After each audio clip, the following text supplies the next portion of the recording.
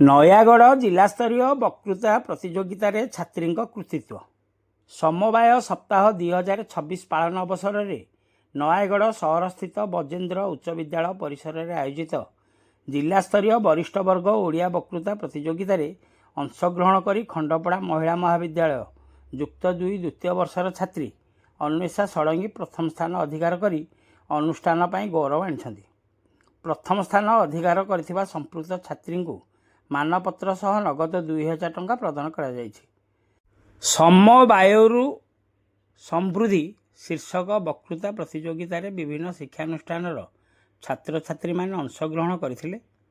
ଛାତ୍ରୀଙ୍କ ଏହି ବିଶେଷ ସଫଳତାକୁ ନେଇ ଅନୁଷ୍ଠାନର ଅଧ୍ୟକ୍ଷା ସ୍ମିତା ଶେଫାଳୀ ମହାପାତ୍ର ଓ ଅନ୍ୟ ଅଧ୍ୟାପକ ଅଧ୍ୟାପିକାମାନେ ଆନନ୍ଦ ପ୍ରକାଶ କରିଛନ୍ତି। ଖଣ୍ଡପଡ଼ାରୁ ସନ୍ତୋଷ କୁମାର ସାହୁଙ୍କ ରିପୋର୍ଟ, ଖଣ୍ଡପଡ଼ା ଖବର।